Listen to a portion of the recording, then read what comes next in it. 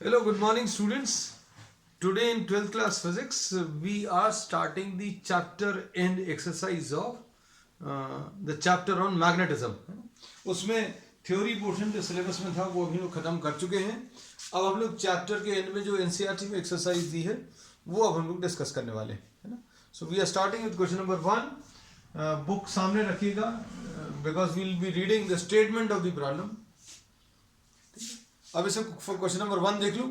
Question number 1 में a vector needs three quantities for its specification. Name the three independent quantities used to specify Earth's magnetic field. है ना. तो अर्थ की magnetic field specify करने के लिए अर्थ की मैग्नेटिक फील्ड अगर स्पेसिफाई करना है तो अभी हम लोगों को क्या बताना पड़ेगा.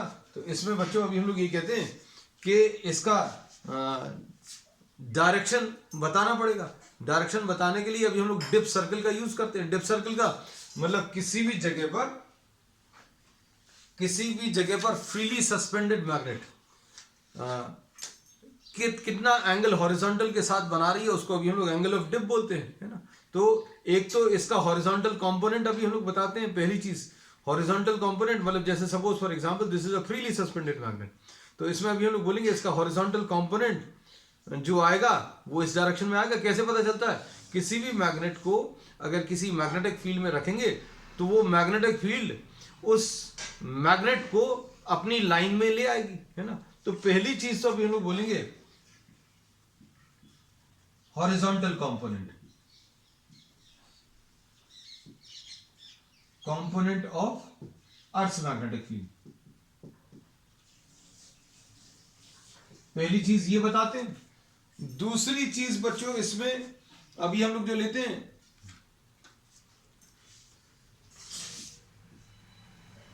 Angle of dip. Angle of dip क्या होता है? एंगल ऑफ डिप अगर आप किसी मैग्नेट को फ्रीली सस्पेंड करें तो ये मैग्नेट हॉरिजॉन्टल के साथ कितना एंगल बनाती है उसको अभी हम लोग एंगल ऑफ डिप बोलते हैं, है ना. तो एंगल ऑफ डिप बताना पड़ता है. तीसरी चीज जो अभी हम लोग बतानी पड़ती है वो डिक्लिनेशन. तो बच्चों अभी हम लोग किसी फ्रीली सस्पेंडेड मैग्नेट का अगर डायरेक्शन देखें, जैसे अगर ये ले लिया, ये फ्रीली सस्पेंडेड मैग्नेट है या ये this is free to rotate in a horizontal plane, तो ये इस डायरेक्शन में रेस्ट पर आ रही है तो ये नॉर्थ साउथ डायरेक्शन आ जाएगा. लेकिन ये ट्रू नॉर्थ नहीं रहेगा. ट्रू नॉर्थ अगर आपको बताना है तो ये मैग्नेटिक नॉर्थ साउथ वाला direction true north south direction से कितना एंगल बनाता है. ये मैग्नेटिक नॉर्थ साउथ वाला जो डायरेक्शन है ये ट्रू नॉर्थ साउथ के साथ कितना एंगल बनाता है उसको डिक्लिनेशन बोलते हैं. तो तीसरी चीज जो अभी हम लोग स्पेसिफाई करनी पड़ती है वो क्या है? Angle of declination. तो ये बच्चों this finishes what the first part. तो फर्स्ट पार्ट में आपको ये सारी चीजें पूछी थी कि किसी जगह पर अर्थ की मैग्नेटिक फील्ड डिफाइन करने के लिए अभी हम लोगों को हॉरिजॉन्टल कंपोनेंट बताना पड़ेगा, एंगल ऑफ डिप बताना पड़ेगा और तीसरी चीज जो अभी हमें बताना पड़ेगा डिक्लिनेशन. फिर उसके बाद the angle of dip at a location in southern India is about 18 degrees. अब इसमें देखो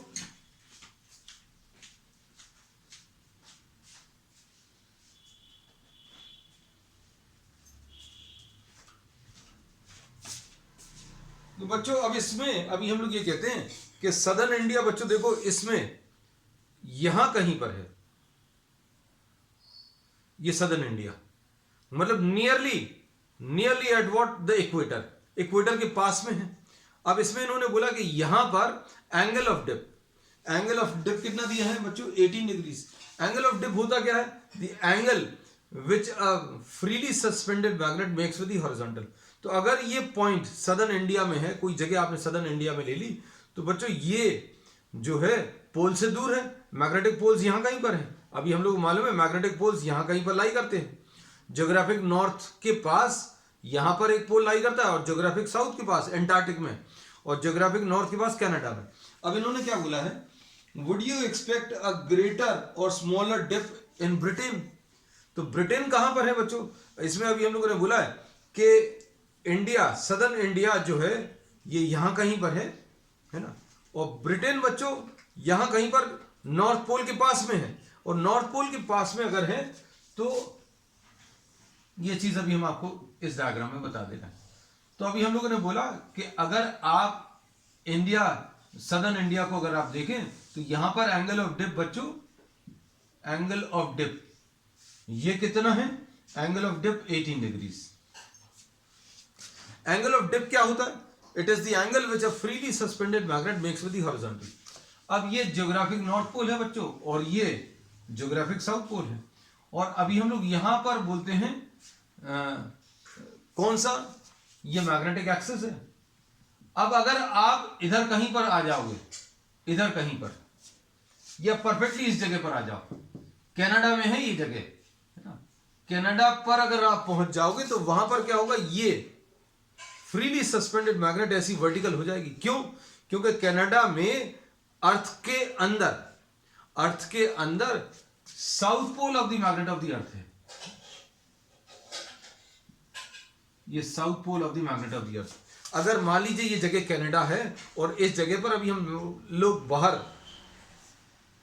एक मैग्नेट को सस्पेंड करें तो क्या होगा, इस जगह पर अंदर कौन सा है, south pole of the magnet of the earth. तो south pole of the magnet of the earth अगर है अंदर तो इस मैग्नेट का नॉर्थ पोल इस पोल की तरफ अट्रैक्ट होगा, और अट्रैक्ट होगा, और चूंकि ये डिस्टेंस बहुत कम है तो ये एग्जैक्टली वर्टिकल हो जाएगा। ठीक है। और जब अभी हम लोग इक्वेटर के पास में कहीं पर रहेंगे, मैग्नेटिक इक्वेटर में, तो दोनों पोल्स का इफेक्ट बराबर रहेगा। तो अभी हम लोग बोलते हैं यहां कहीं पर near the magnetic equator, near the magnetic equator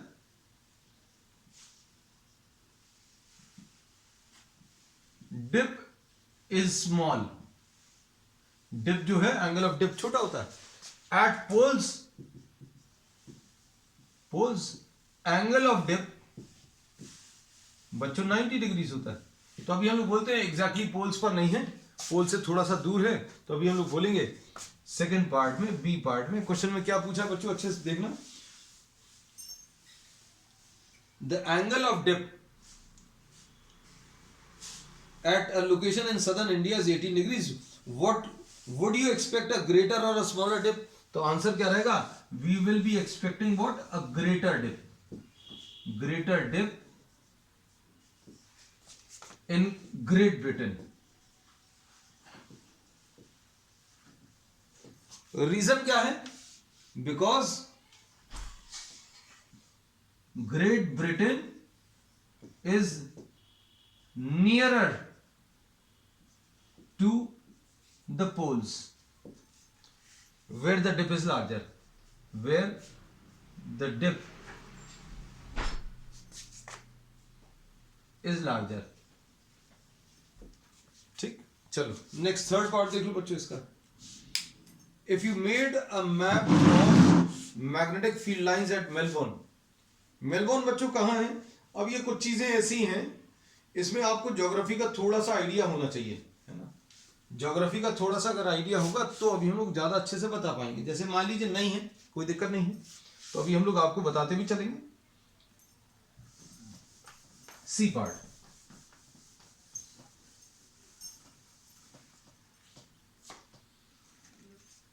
first का सी पार्ट, ये ज्योग्राफिक नॉर्थ पोल है, ये ज्योग्राफिक साउथ पोल है,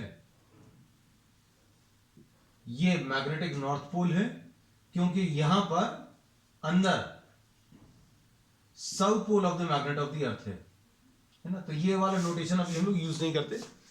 ज्योग्राफिक नॉर्थ के पास south pole of the magnet of the earth है और यहां पर north pole of the magnet of the earth है, और इससे लाइंस जो है ऐसी कुछ आती हैं, नॉर्थ पोल से लाइंस बाहर निकलेंगी और कहां पर, साउथ पोल में एंटर करेंगी। So this is the pattern of magnetic field lines. तो मैग्नेटिक फील्ड लाइंस कहां से बाहर निकल रही हैं, north pole of the magnet of the earth, जो कहां की तरफ है, नीचे की तरफ। तो अर्थ की मैग्नेट का जो अर्थ के अंदर जो मैग्नेट है उसका नॉर्थ पोल कहां है, नीचे की तरफ है। और मेलबोर्न कहां पर है, मेलबोर्न भी बच्चों ऑस्ट्रेलिया, देखो ये नीचे की तरफ है ना। तो this is near the lower portion of the अर्थ। ये ऑस्ट्रेलिया जो है कहां पर है बच्चों, अर्थ में नीचे की तरफ है, मतलब साउथ पोल की तरफ है, और साउथ पोल की तरफ अगर है तो यहां से मैग्नेटिक फील्ड लाइंस कैसी हो रही हैं, बाहर निकल रही हैं। तो क्वेश्चन में क्या पूछा है, if you made a map of magnetic field lines at Melbourne in Australia, would the line seem to go into the ground और come out of the ground. इसमें भी हम लोग आंसर देंगे, at Melbourne the magnetic field lines tend to come out of the ground।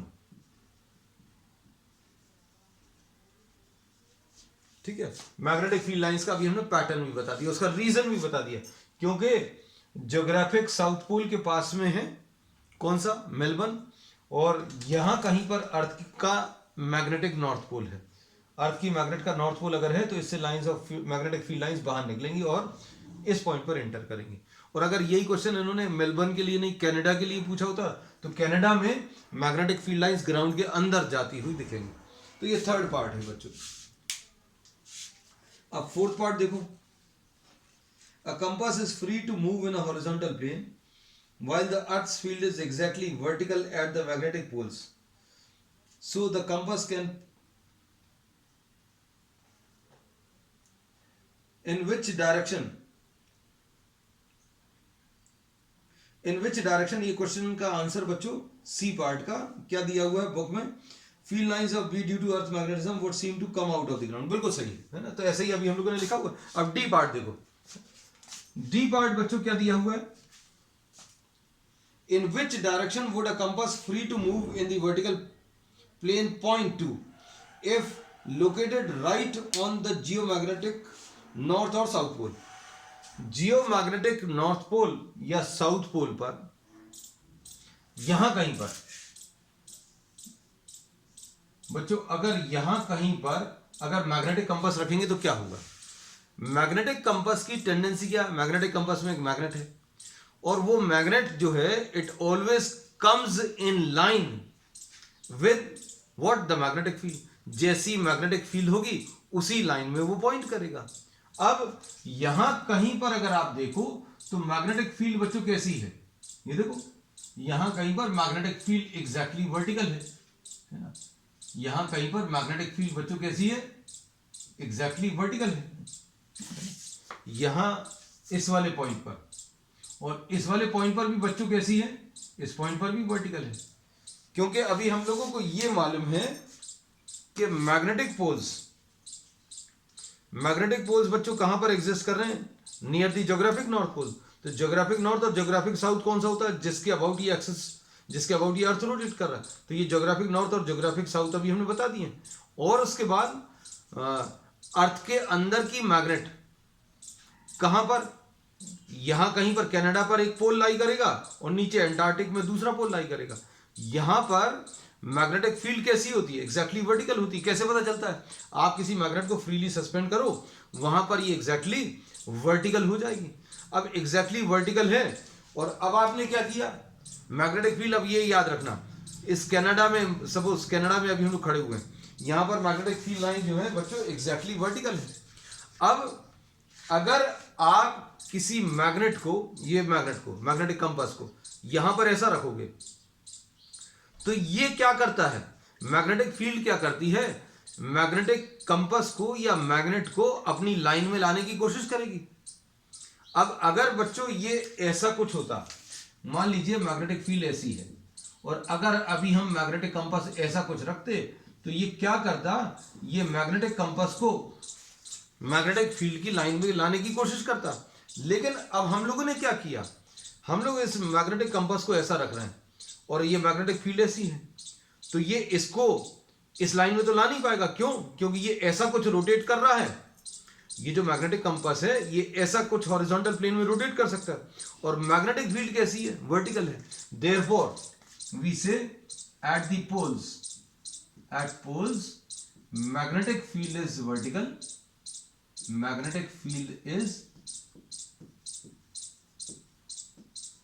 magnetic field is vertical and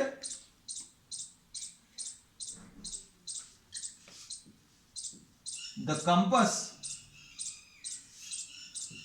placed in horizontal direction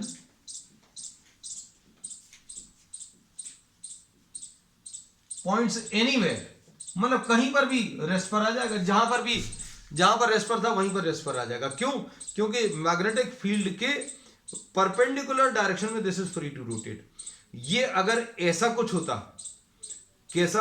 अगर free to rotate in vertical plane होता, अगर ये magnetic field ऐसी है, ये magnetic field इस जगह पर वर्टिकल है, हम कनाडा में खड़े हुए हैं, मैग्नेटिक फील्ड ऐसी है, और आपने इस मैग्नेटिक फील्ड को इस मैग्नेटिक कंपास को इस मैग्नेटिक फील्ड में रखा, तो ये मैग्नेटिक फील्ड इस कंपास को ऐसा कुछ रोटेट कर देगी। अगर ये ऐसा कुछ रोटेट कर सकती है वर्टिकल प्लेन में, लेकिन ये वर्टिकल प्लेन में नहीं रोटेट कर सकती, हॉरिजॉन्टल प्लेन में रोटेट कर सकती है। अगर हॉरिजॉन्टल प्लेन में रोटेट कर सकती है तो इसका कोई इफेक्ट नहीं होगा। ठीक है, तो at poles magnetic field is vertical and the compass placed in horizontal direction points anywhere.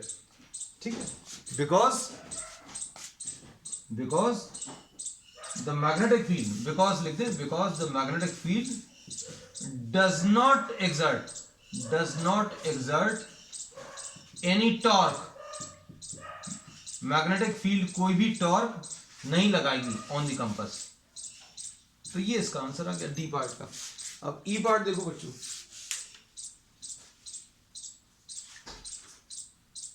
The earth field it is claimed is roughly approximates the field due to a dipole of magnetic moment। अब देखो बच्चों, ये question क्या दिया हुआ है ई part में। ई part में इन्होंने बोला कि अर्थ की मैग्नेटिक फील्ड जो है वो, उसको आप अप्रोक्सीमेट कर सकते हैं। किससे अप्रोक्सीमेट कर सकते हैं? एक डाइपोल से, जो कि सेंटर पर रखा हुआ है। तो ये देखो बच्चों ध्यान से, क्वेश्चन नंबर फर्स्ट का E part, the earth field it is claimed roughly approximates the field due to a dipole। Dipole की तरह आप इसको अप्रोक्सीमेट कर सकते हैं, है ना।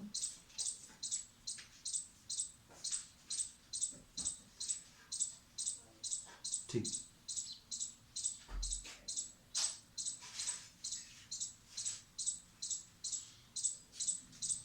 अब सपोज ये है, ये ज्योग्राफिक नॉर्थ है, ये ज्योग्राफिक साउथ है, और यहां कहीं पर एक मैग्नेट है, यहां कहीं पर एक मैग्नेट लाई कर रही है। अब इसके इस पॉइंट पर आपको मैग्नेटिक फील्ड बतानी है। So this point P can be considered as what? To be lying at what? The equatorial position of a bar magnet। Equatorial position of the bar magnet का मतलब क्या है? ये अर्थ की मैग्नेट है और इसके परपेंडिकुलर बाइसेक्टर पर, ये अगर मैग्नेट है बच्चों, तो इसके परपेंडिकुलर बाइसेक्टर पर ये पॉइंट लाई कर रहा है। और कितने डिस्टेंस पर लाई कर रहा है बच्चों? ये रेडियस ऑफ द अर्थ होगा, यहां से लेकर यहां तक का डिस्टेंस। तो रेडियस ऑफ द अर्थ कितना होता है? 6400 किलोमीटर। अब मैग्नेटिक फील्ड अगर आपको बतानी तो मैग्नेटिक फील्ड कैसे बताओगे बच्चों? Magnetic field due to the earth at this point will be equal to μ0 upon 4 pi m upon r cube, है ना। ये जो मैग्नेट इन्होंने दिया हुआ है, अर्थ का मैग्नेट, इसका डाइपोल मोमेंट प्रॉब्लम में दिया हुआ है। कितना दिया है देखो जरा ध्यान से, 8 × 10⁻22। इसको आप 10⁻⁻7 ले लो, इसको 8 × 10⁻22 ले लो, अपॉन r क्यूब, यानी 6400 × 1000, ये 10⁻22 है बच्चों का होल क्यूब, ऐसा कुछ आएगा। 6400 × 64 × 1000 × 10⁻3 r क्यूब है, क्योंकि। अब आप इसको सिंप्लीफाई कर लेना, है ना। ये सिंप्लीफाई करने पर अप्रोक्सीमेटली 0.3 × 10⁻⁻⁴ टेस्ला, ऐसा कुछ आएगा। तो ये कैलकुलेशंस इन्होंने करके ये बोला था कि देखो अर्थ की जो मैग्नेट है उसका मैग्नेटिक डाइपोल मोमेंट बच्चों कितना है, बहुत बड़ा है। कितना है? 8 × 10⁻22 है, ये इतना बड़ा है ना। और इसके कारण इस पॉइंट पर अगर आप मैग्नेटिक फील्ड बतानी है तो फॉर्मूला कौन सा यूज करोगे? ये इक्वेटोरियल पोजीशन है, μ0m/4πr³। तो मैग्नेटिक फील्ड बच्चों बहुत ज्यादा नहीं आ रही, कितनी आ रही है? 0.3 × 10⁻⁻⁴ टेस्ला। ठीक, चलिए अब इसके बाद इसका fifth part,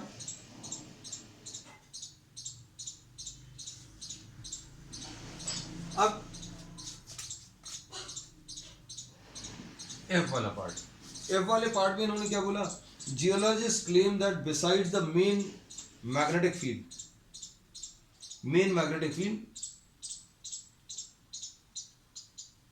there are several local poles on the earth's surface oriented in different directions. How is such a thing possible? तो बच्चों इसमें इन्होंने बोला है, जियोलॉजिस्ट ये कहते हैं कि ये जो एक मेन मैग्नेटिक फील्ड है इसमें एक यहाँ पर अंदर साउथ पोल है और यहाँ कहीं पर नॉर्थ पोल है। इसके अलावा भी अर्थ में कई जगह पर, मतलब कई जगह पर, जैसे यहाँ पर कई जगह पर पोल्स, लोकलाइज्ड मैग्नेटिक पोल्स पाए जाते हैं, है ना। तो ये लोकलाइज्ड मैग्नेटिक पोल्स किसकी वजह से हैं? तो अभी हम लोग कहते हैं जो मिनरल डिपॉजिट्स रहते हैं, और पर्टिकुलरली आयरन के, क्या चीज? मिनरल डिपॉजिट्स, है ना। तो ये मिनरल डिपॉजिट जो है ये फेरोमैग्नेटिक सब्सटेंस के रहते हैं, और इनकी वजह से अर्थ के डिफरेंट पोर्शंस में अभी हम लोग मैग्नेटिक पोल्स देखने को मिलते हैं, है ना। तो इसका रीजन अभी हम लोग क्या लिखेंगे बच्चों? देखो, due to the presence of magnetized mineral deposits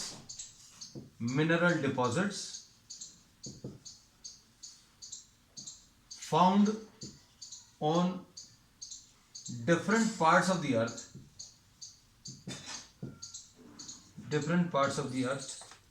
there are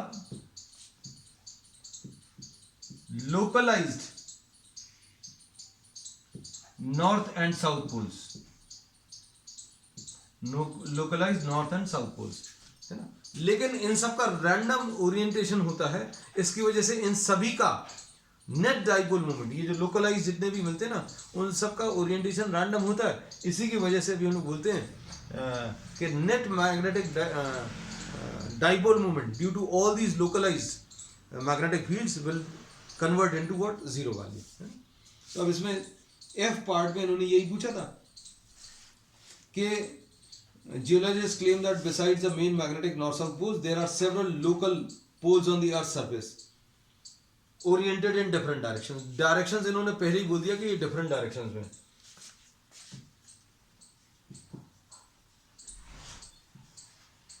oriented in different direction,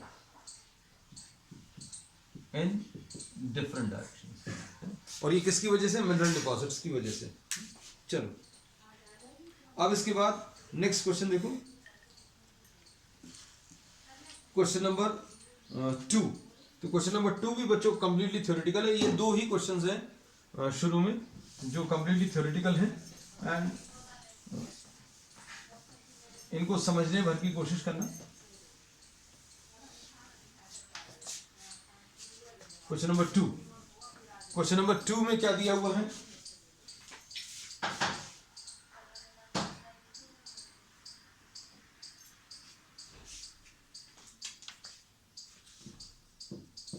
question number 2 first part देखो,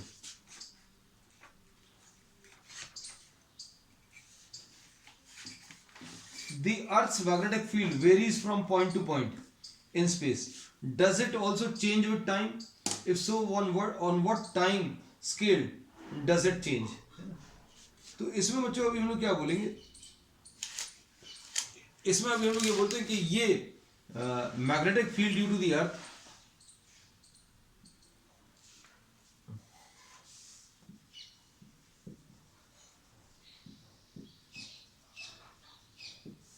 is showing some variations the earth's magnetic field varies from point to point in space, does it also change with time?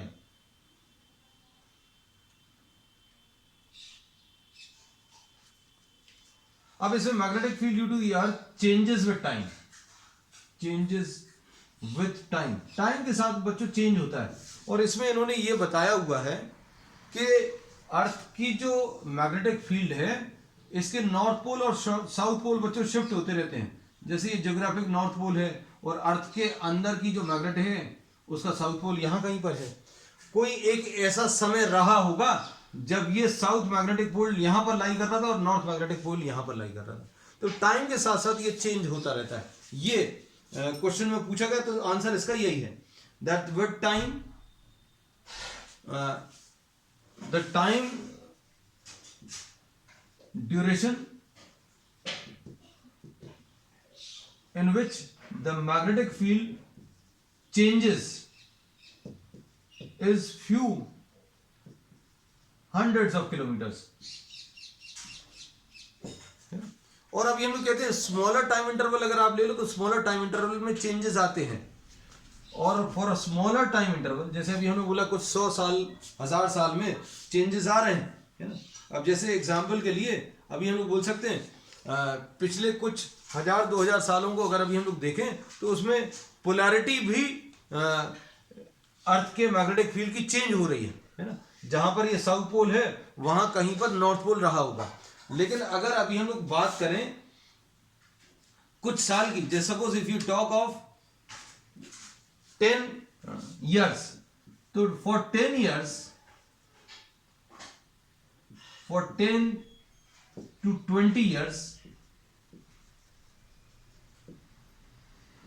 the poles may shift by 0.8 to 1 degree। पोल जो है अपनी जगह से कितना 0.8 to 1 degree latitude में change हो रहे हैं। मतलब लगभग 70-80-100 किलोमीटर के करीब ये पोल जो है अपनी जगह को शिफ्ट कर रहे हैं। तो टाइम वेरिएशन, टाइम के साथ इसमें वेरिएशन आता है। और ये वेरिएशन कभी कभी पीरियोडिक भी रहता है। पीरियोडिक मतलब ऐसा वेरिएशन जो एक फिक्स टाइम में हो रहा है उसको पीरियोडिक वेरिएशन बोलते हैं। और कभी कभी सडन वेरिएशंस भी आते हैं। चलो नेक्स्ट इसमें B part, the earth core is known to contain iron yet geologists do not regard this as a source of earth magnetism. बच्चों इन्होंने बी पार्ट में बोला है कि कोर के अंदर, अच्छा सुनना, कोर के अंदर इन्होंने बोला आयरन है, लेकिन वो आयरन जो है सोर्स ऑफ मैग्नेटिज्म नहीं है, वो मैग्नेट की तरह नहीं काम कर रहा। तो बिल्कुल सही है। सही क्यों है? Because in the core the temperature is very high, is very very high. Materials जो हैं वो कैसी स्टेट में है? मोल्टन स्टेट में है। और ये अभी हम लोगों ने पढ़ा हुआ है मैग्नेटिज्म में कि अगर टेम्परेचर्स आप इंक्रीज करोगे, टेम्परेचर्स इंक्रीज करने पर मैग्नेटिक प्रॉपर्टी अगर कहीं पर है तो वो फिनिश हो जाती है। तो अर्थ के कोर में आयरन प्रेजेंट है but this is not the source of magnetism. Reason क्या है? क्योंकि अर्थ के कोर में जो आयरन प्रेजेंट है वो मोल्टन स्टेट में है और इतने ज्यादा टेम्परेचर में आयरन में मैग्नेटिज्म एग्जिस्ट नहीं कर सकता। सो दिस इज द आंसर। बच्चों इसको लिख लेना आप अपने तरीके से। सी पार्ट,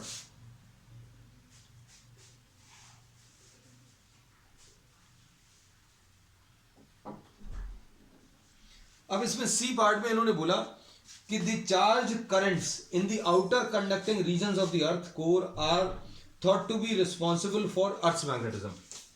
अर्थ के मैग्नेटिज्म में इन्होंने बोला यहां कहीं पर सी पार्ट, सी पार्ट में इन्होंने क्या बोला बच्चों? देखो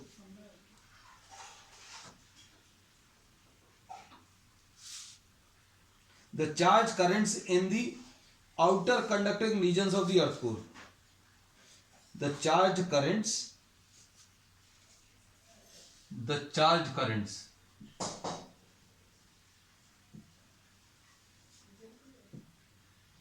in the core, these are the cause of earth's magnetism। ये cause है बच्चों, कॉज है अर्थ मैग्नेटिज्म का। अब कोई चीजें अगर चल रही हैं, कोई एनर्जी अगर प्रोड्यूस हो रही है, तो उसके पीछे भी कोई और सोर्स ऑफ एनर्जी रहेगी, है ना? तो अभी हम लोग ये बोलते हैं कि क्वेश्चन में इन्होंने पूछा है what might be the battery to sustain these currents. तो बच्चों अगर चार्ज करंट्स इसके अंदर फ्लो कर रहे हैं तो इनको एनर्जी कहां से मिल रही है?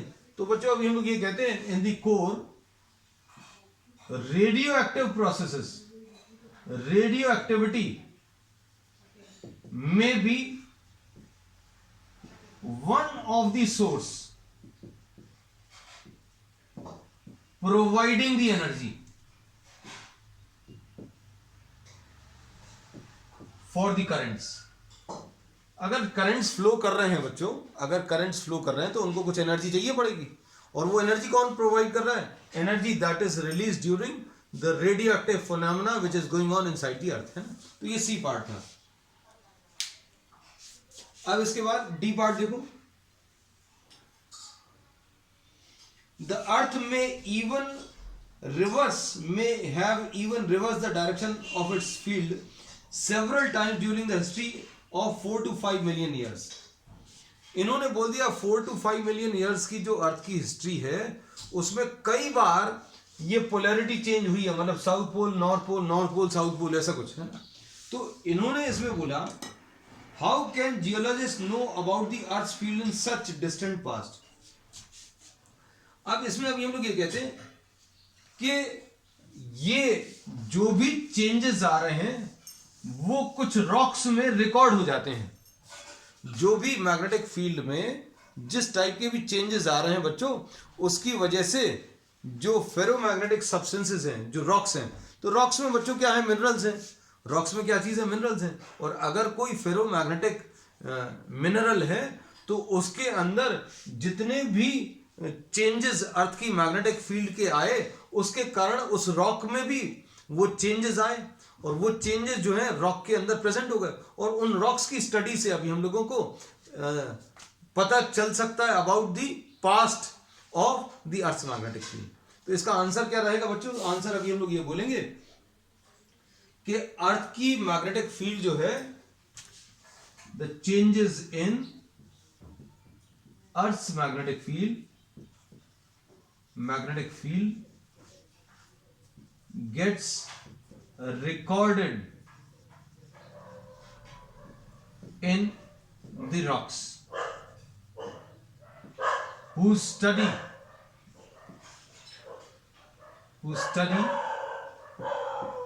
gives indication about the past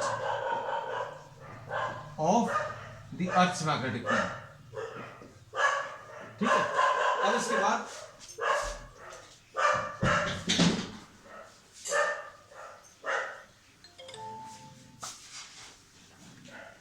इसके बाद नेक्स्ट पार्ट बच्चों, E. The earth departs from its dipole shape substantially at large distances. बच्चों इसमें इन्होंने बोला ये जो डाइपोल के कारण जो मैग्नेटिक फील्ड है वो सिर्फ कुछ डिस्टेंस तक ही एग्जिस्ट करती है, मतलब अर्थ से कुछ ज्यादा डिस्टेंस पर अगर अभी हम लोग चले जाएं तो ये मैग्नेटिक फील्ड लाइंस का पैटर्न चेंज हो जाता है। क्वेश्चन में ऐसा इन्होंने बोला, देखो the earth's magnetic field departs from its dipole shape substantially at large distance. इन्होंने बोला एट डिस्टेंसेस, ये कौन सा पार्ट है बच्चों? ये ई पार्ट है। At distances greater than 30,000 kilometres the magnetic field of earth gets modified. ऐसा कुछ कहा हुआ है, देखो पढ़कर क्वेश्चन में। इसमें बच्चों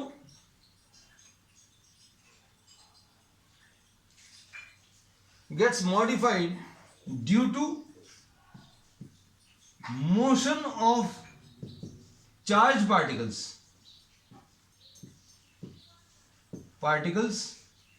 in the atmosphere। या फिर ज्यादा क्लियरली अभी हम लोग बोले आयोनोस्फीयर, अर्थ के एटमॉस्फेयर का एक पार्ट है आयोनोस्फीयर, जिसमें large number of ions are present, और वो आयंस बच्चों लगातार चलते रहते हैं, है ना। और फिर अभी हम लोग ये कहते हैं कुछ मैग्नेटिक स्टॉर्म्स भी आते हैं, है ना। और बाहर के एटमॉस्फेयर, अर्थ के चारों तरफ का जो रीजन है, उसमें बाहर की तरफ जो है चार्जेस एग्जिस्ट करते हैं, और चूंकि अर्थ मूव कर रहा है, एटमॉस्फेयर भी मूव कर रहा है, and there are many types of movements which are taking place, और वो जो आयंस का मूवमेंट है, वो आयंस के मूवमेंट की वजह से भी मैग्नेटिक फील्ड आएगी, and this magnetic field modifies the earth magnetic field. Earth की जो मैग्नेटिक फील्ड है उसको मॉडिफाई करने के लिए कौन से चीज रिस्पॉन्सिबल है? So the magnetic field of the earth gets modified due to what? The motion of the charge particles in the ionosphere. ऐसा अभी हम लोग इसके आंसर में लिख सकते हैं, ठीक। अब इसके बाद and solar wind may also be one of the reasons.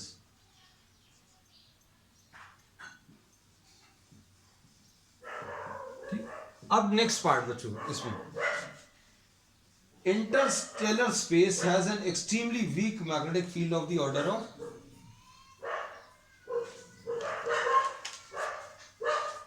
इनको बाहर निकालना है यार। अब इसमें एफ पार्ट में Interstellar space has an extremely weak magnetic field of the order of 10⁻⁻12 Tesla. बच्चों बाहर के एरियाज में कहीं पर भी अगर ये मैग्नेटिक फील्ड एग्जिस्ट कर रही है, कितनी 10⁻, कितनी एग्जिस्ट कर रही है? 10⁻⁻12 टेस्ला। अगर ये मैग्नेटिक फील्ड एग्जिस्ट कर रही है किसी जगह पर, तो क्या चेंजेस आएंगे? तो अभी हम लोग कहते हैं कोई भी चार्ज पार्टिकल अगर किसी मैग्नेटिक फील्ड में एंटर करता है तो वो एक सर्कुलर पाथ पर मूव करता है, और सर्कुलर पाथ पर अगर मूव करेगा तो radius of the circular path mv/qb होगा, है ना। और इसमें magnetic field, if magnetic field is very small then the radius will be very large. अब क्वेश्चन में पढ़कर देखो क्या दिया हुआ है। The interstellar space has an extremely small or extremely weak magnetic field. Extremely weak magnetic field of the order of 10⁻⁻12 Tesla.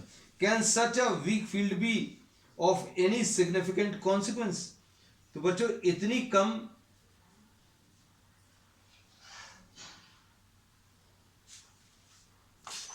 Come magnetic field में charges deflect तो होंगे, लेकिन इनका रेडियस जो है बहुत ज्यादा होगा, रेडियस बहुत ज्यादा होगा। The deflection due to very small magnetic field will result in, deflection due to very small magnetic field will result in circular paths of very large radius। अब ये इतना ज्यादा रेडियस रहेगा, जैसे सपोज फॉर एग्जांपल अगर कोई charge particle सीधा जा रहा है ना, तो ये बहुत बड़ी रेडियस के सर्कुलर पाथ पर मूव करेगा, and these deflections are not noticeable. ये जो डिफ्लेक्शन है ये नोटिसेबल नहीं रहेंगे फॉर वेरी स्मॉल डिस्टेंसेस। छोटे डिस्टेंसेस में तो नोटिसेबल नहीं है, लेकिन इंटरस्टेलर जो डिस्टेंसेस हैं, मतलब जो डिफरेंट गैलेक्सीज हैं, डिफरेंट स्टार्स के बीच में जो डिस्टेंसेस हैं, उनके बीच में डिस्टेंसेस बहुत ज्यादा हैं, तो ये सिग्निफिकेंट हो जाएंगे। For very large